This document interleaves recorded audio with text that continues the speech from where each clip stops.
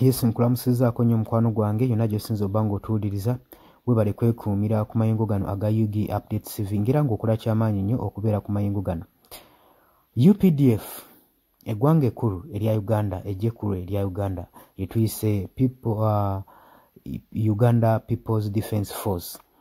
Eggye lino erya UPDF gye buvuddeko lya deployingibwa mu ggwanga erya South Sudan okusobola okulaba nga bateeka mu nkola ku ebyo ebyakkaanyizibwako ne gavumenti ya South Sudan gwe mukwano gwange. Naye amawulire agavuddeyo eggulu galaga nga abawagizi ba Riek Machar batambuza obutambi ku social media nga balaga nti nno eggye lya Uganda lino erya UPDF likozesa chemical weapons saako ne bombs okusobola okulaba nga bagugumbulula abeekalakaasa oba abayeekera abali mu ggwanga erya South Sudan gwe mukwano gwange ali eyampuliriza. Wabula olwaleero babadde mu meeting omwogezi wa ggye lino ekkulu erya UPDF eri deployed mu South Sudan avuddeyo Charles Magezi n'atangaaza ku nsonga egambibwa ku ebyo ebigambibwa nti nno bakozesezza chemical weapons mu ggwanga erya South Sudan. Avuddeyo n'agamba era n'atangaaza ensonga zino wammanga. Agambye okusinziira ku operation zaabwe ze bakola ne protocols ezibagayidinga aba UPDF bagayidingiddwa bulungi nnyo ku kiki balina okukola ate n'ezo chemicals weapons ze bagamba ziri prohibited baziwera dda okuba nga bazikozesa mu operation n'emu era babasiba ku matu ga mbuzi kubaliisa ngo. Era Magezi agambye nti nno ebyo ebitambulira ebisakiratinga ku social media wabula bye bifabricatingiddwa oba ebitondeddwawo abawagizi ba Vice President Riek Machar okusobola okulaba nga battattana operation egenda mu maaso mu ggwanga erya South Sudan eya UPDF. Naye agambye nti nno kakibe ki ke boogere eggye lya UPDF ligenda mu maaso n'okuba nga likola operation yaayo egenda mu maaso n'okuba nga ezza emirembe mu ggwanga erya South Sudan gwe mukwano gwange ali eyampuliriza. Jjukira nti nno bano badeployingibwayo luvannyuma lw'okuba nga waliwo okwerumaŋŋana okugenda mu maaso nga parliament ya wano egamba nti tena provinga magye ga UPDF kubanga gadeployingibwa mu ggwanga erya South Sudan.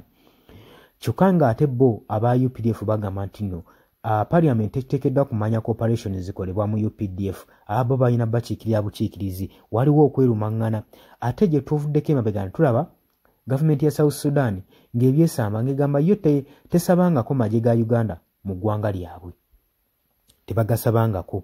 Kati wabeerawo okukontana kw'ebigambo n'obutakwatagana. Jjukira nti nno buli amagye gano we gayiibwayo oba ne gagenda mu foreign country yonna yonna ssente z'omubi w'omusolo ze ziba zigenda.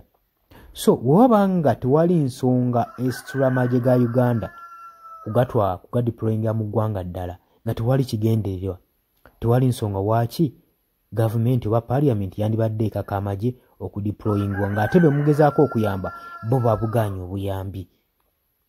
Oli ku UG Update TV kosinza obba ng'otuwuliriza bale kwekumira ku UG Update TV. Bw'atannatweyungako nja kukubiriza kukkirira wansi waliwo ekigambo subscribe kikoneko obeere ng'otweyungako ddala bulungi. Mbaagala nnyo, mbagaliza olunaku olulungi, mweraba. Yes, oli ku UG Update TV kosinzira okuba ng'otuwuliriza gwe omukwano gwange yonna yenna ali eyo. Gwe nagambye agala otweyungako, agala okweyunga ku channel eno, kirira wansi waliwo ekigambo subscribe kikoneko okoonene mukadde, temwerabirako na mukadde kubanga akadde ako mukwano gwange gakuyambako nnyo okuleetera notification message bwe waba nga waliwo information yonna gye tutaddeko. Ate buli w'osubscribing obeera otufollowinze kitegeeza buli kimu kye tunaateekako ojja kubanga okifuna gwe omukwano gwange. Leka okipingwe ng'oli updated ku buli kimu ekigenda mu maaso mu ggwanga gwali eyampuliriza. Abali mu Qatar, Oman, Dubai, Saudi Arabia, abali Dubai, abali mu US, abali mu UK, abali Canada, abali mu South Africa, nammwe abali mu Ndwane Kenya, nalekaani menyani, nammwe abali mu Asia matumiddeko nnyo mwebale kwekuumira ku UG Update TV mwe mubeezezzaawo amayengo gano aga UG Update TV.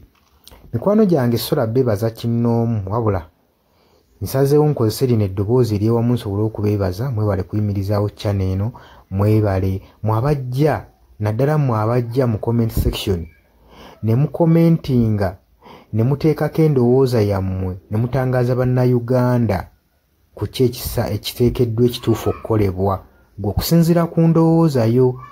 So muna batajjangako mu comment section, mbakubiriza okujja mu comment section muteekeko ebirowoozo byammwe, mutangaze eggwanga ku biki bya bagenze mu bukyamu ne bikolebwa mu bukyamu eri bannayuganda.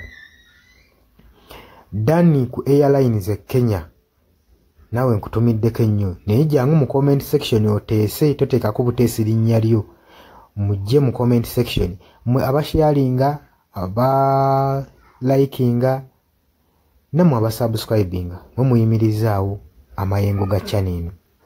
Eyo namba y'essimu gye mbateeredde awo eya nooti 726 nooti emu 679. Eyo enamba ya WhatsApp eri mu kimyufu. Ye namba gy'ogenda oyita kuba gy'osobola okuyitako gwe mukwano gwange ayagala okulanga wamu naffe. Ngw'alina bizinensi yo ng'ogyagala tugikulangire nga wandyetaazo gikulangira. Eyo namba gy'oba oyitako ku WhatsApp osobole okuba nga naye bizinensi yo gikuba abantu tugikulangire gwe mukwano gwange ali eyo ampuliriza.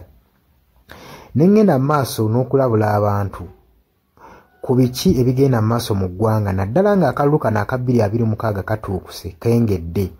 Kati buli muntu alina kubeera vigilant, olina kubeera bulindaala, oleme kutunda mwoyo gwo mukwano gwange.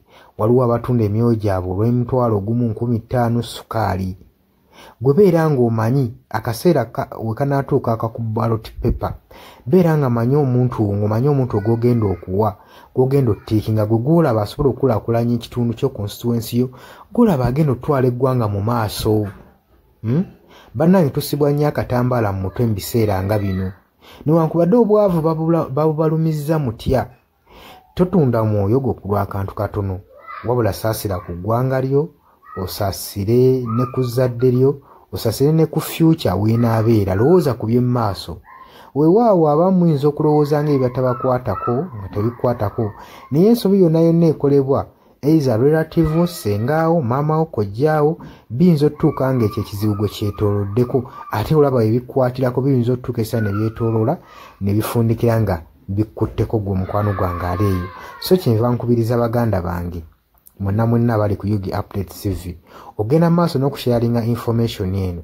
Baganda baffe beebereremu, ate era baleme kutunda mwoyo gwa ggwanga, babeere nga batambulira ku mazima, nga bayimirira ku mazima, nga bayimirirawo ku lw'eggwanga lyaffe erijja mu maaso, ku lwa future y'abantu baffe n'eggwanga lyaffe mu maaso, kubanga buli muntu ekigenda mu maaso kati akiraba. Bw'atalaba kigenda mu maaso, nkakasa obeera muzibe.